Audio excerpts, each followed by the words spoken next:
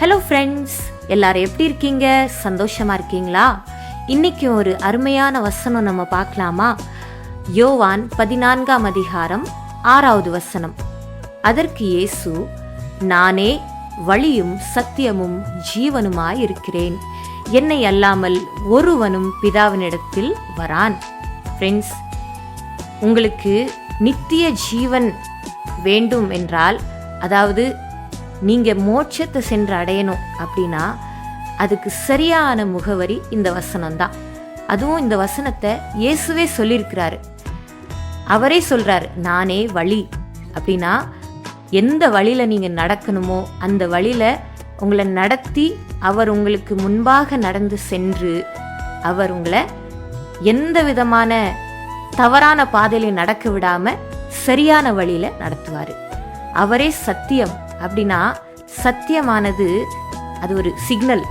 நீங்கள் எந்த திசையில் திரும்பணும், எந்த திசையில் திரும்பினா தவறு, எந்த திசைக்கு போனால் சரியான வழியில் நீங்கள் நடப்பீங்க, அது எப்படிப்பட்ட குறுகலான வழியாக இருந்தாலும் அது சரியான பாதையில் தான் உங்களை கொண்டு போகும் என்று உங்களுக்கு ஒரு வரைபடம் போல சத்திய வசனம் மூலமாக அவருடைய வசனமே உங்களுக்கு ஒரு மேப்பாக இருக்கும். அதனால தான் சங்கீதக்காரர் என்ன சொல்கிறாரு, உம்முடைய வசனம் என் கால்களுக்கு தீபமும் என் பாதைக்கு வெளிச்சமுமாய் இருக்கிறது. அப்படின்னா உங்களுடைய பாதைக்கெல்லாம் வெளிச்சம், உங்களுடைய பாதைக்கெல்லாம் சரியான வழிகாட்டி அப்படின்னா அவருடைய சத்தியம். அண்ட் ஃபைனலாக என்னதுன்னா ஜீவன். அவர் உங்களுக்காகவும் எனக்காகவும் தன்னுடைய ஜீவனை கொடுத்து அந்த நித்திய ஜீவனிலே பங்கு பெறும்படியாக அவர் வழிவாசல்களை திறந்து விட்டார். இப்போ ஜீவன் அவர் தான். ஜீவன் என்னதுன்னா நீங்கள் அடைய போகிற டெஸ்டினி.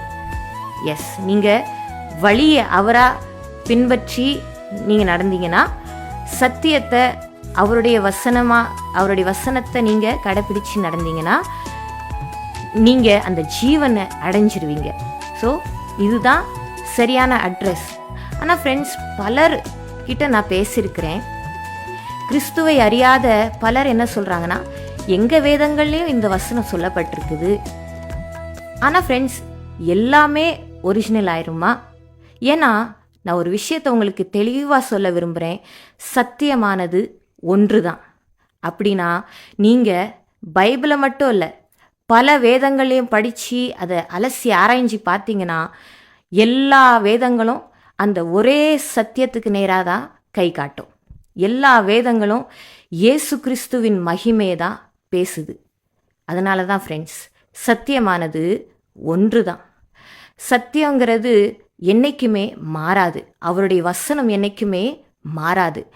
வானம் பூமி ஒளிந்து போனாலும் அவருடைய வார்த்தைகளும், அந்த வார்த்தையில் உள்ள எழுத்தாகிலும் எழுத்தின் உறுப்பாகிலும் நிறைவேறும் வரைக்கும் அது ஒளிந்து போகாது. அதனால் அவருடைய சத்திய வசனங்களை நம்புங்க. இது யாருடைய பாயிண்ட் ஆஃப் வியூ இல்லை நான் இப்படி அனுமானிக்கிறேன் அப்படின்னு சொல்கிறதுல அது அந்த பேச்சு எடுபடாது. ஆனால் இந்த வசனங்கிறது ஜீவனுள்ள தேவன் இருக்கிறவராகவே இருக்கிறேன் என்று சொன்ன தேவனுடைய வாயிலிருந்து வந்த வார்த்தைகள். அதனால் இது என்றைக்குமே மாறி போகாது. இதை இந்த வசனம் இது உண்மைதான் அப்படின்னு தைரியமாக சொல்ல முடியும். இதில் எந்தவித சந்தேகமும் இருக்காது. இதில் யாருடைய பாயிண்ட் ஆஃப் வியூ எடுபடாது. இது தத்துவம் இல்லை, இது சத்தியம், இது உண்மை. ஏன்னா இயேசு உண்மையுள்ள தேவன். அவருடைய மகிமை இன்றைக்கும் நிலைச்சிருக்குது. அவருடைய சத்தியம் இன்றைக்கும் நிலைத்திருக்கிறது. அவர் சிலுவையிலே தம்மை தாமே ஒப்பு கொடுத்தார், மரித்தார், உயிர்த்தெழுந்தார். இது உண்மை. அப்போ நீங்கள் தைரியமாக இயேசுவின் வார்த்தைகளை நம்பி தைரியமாக அவர் சமூகத்தில் நீங்கள் முன்னேறலாம். அவருடைய வார்த்தை அது சிறந்தது.